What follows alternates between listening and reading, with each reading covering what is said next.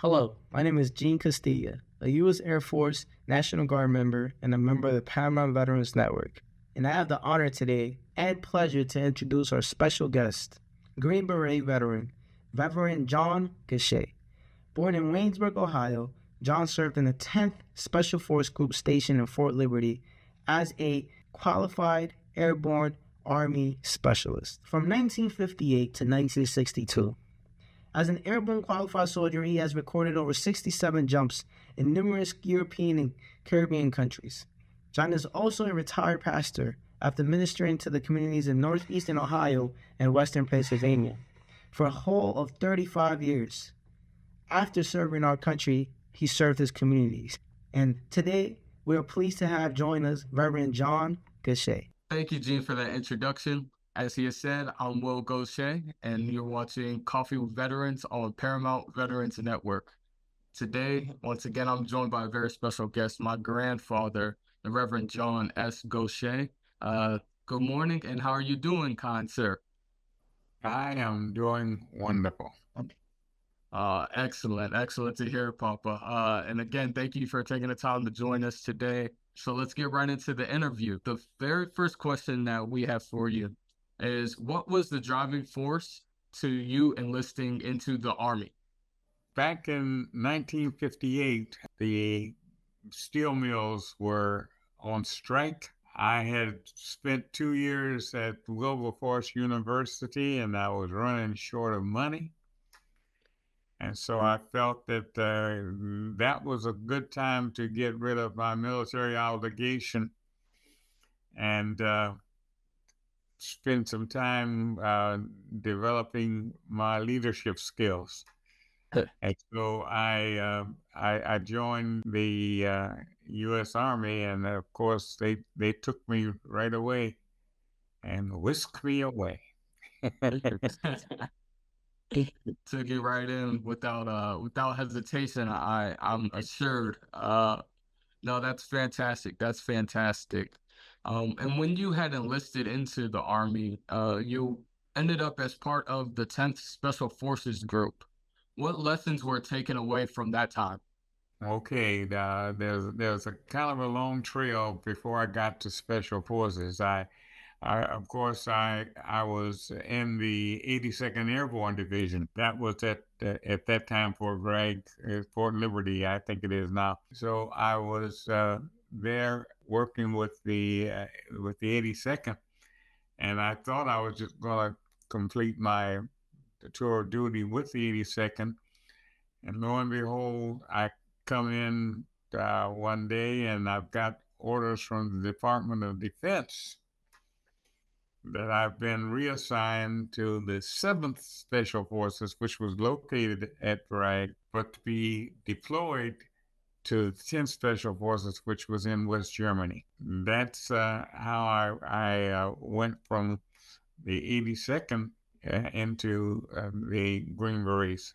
Wow, quite the journey, quite the journey. And you just got a letter that just stated that that was where you were to report, what to do. Were there any follow-on instructions that were given? Yeah, it was just the orders just came down. You were in, so you know that when you get your mail, you never know what it's going to contain. That is very, very true. Very true. And speaking of your time as a Green Beret, mental and physical fortitude is paramount in that profession. Do you remember the feeling of placing the beret on for the first time? Yes, because although the 82nd was among the elite forces, we call being at the tip of the spear.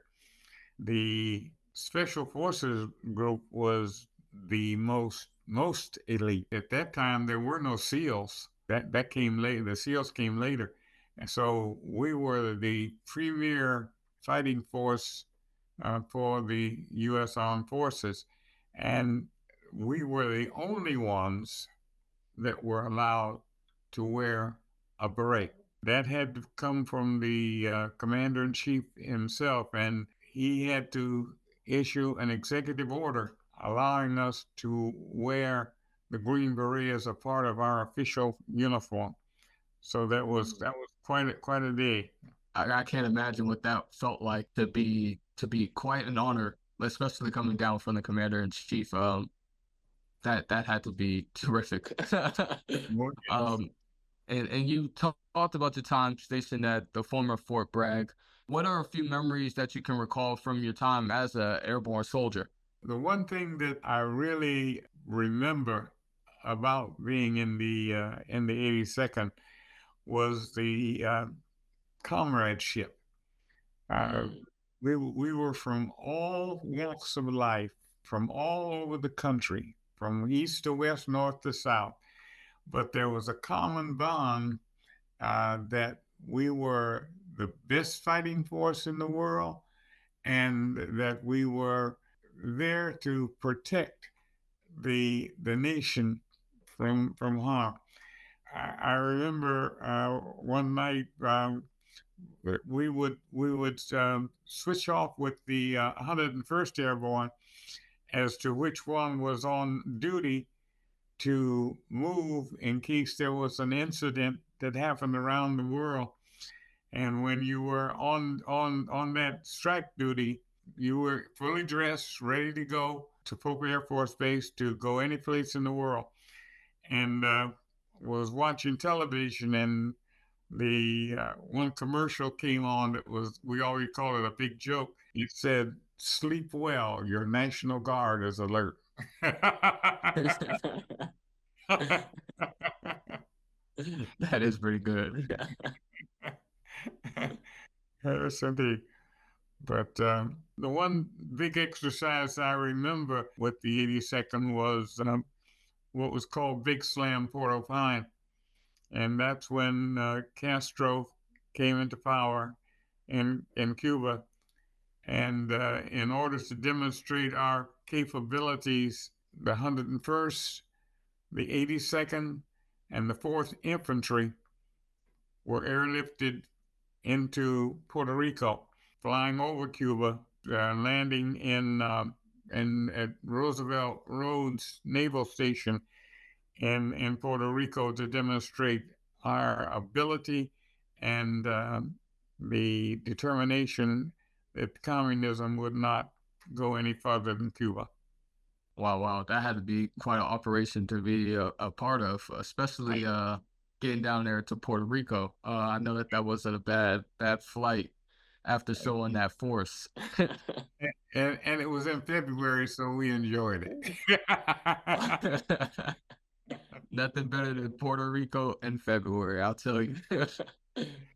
Receiving an honorable discharge, you entered back into civilian life as a veteran. What veteran programs have been helpful to you since leaving the Army?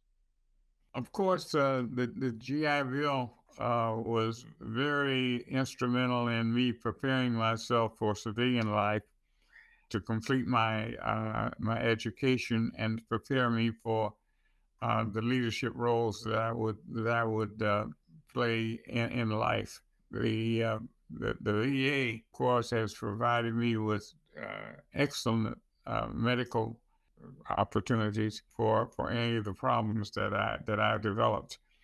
So between the GI Bill and the medical benefits from the VA, those are the most that stick out in my mind right now.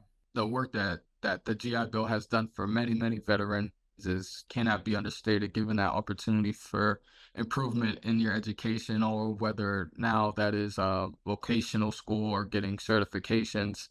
So that's terrific to hear, Kafa. Last couple questions here. Getting into life a little bit as a veteran, what career did you pursue after your exit from active duty? Okay, after active duty, I went into education. I knew that the education was going to be the key, because this was during the height of the civil rights struggle. Education was going to be the key to our attaining all the goals that have been set out by the leadership.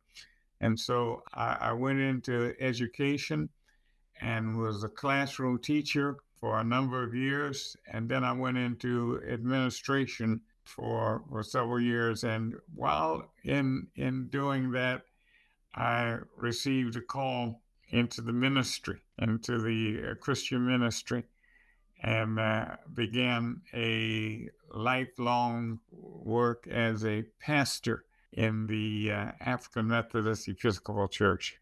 What a career following already historic career, wearing the Green Beret, being an airborne soldier, and then educating the youth, and then ultimately leading people to Christ. As truly amazing.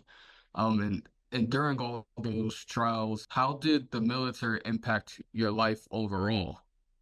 The military was very important in establishing how to deal with people and situations.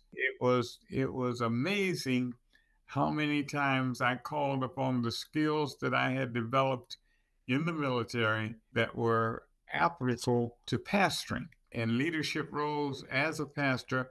I also got into the civic organizations such as the NAACP.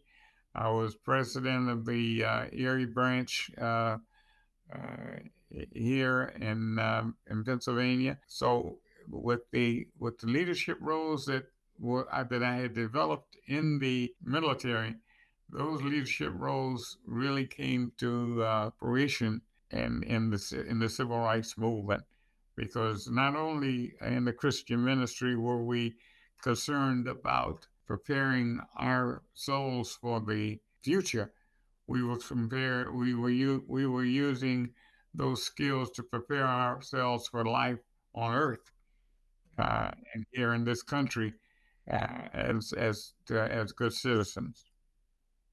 Yes, sir. Yes, sir. That's terrific. And you speak about the qualities that the military helped grow inside you as a leader. And we know one of those great qualities is encouraging your soldiers.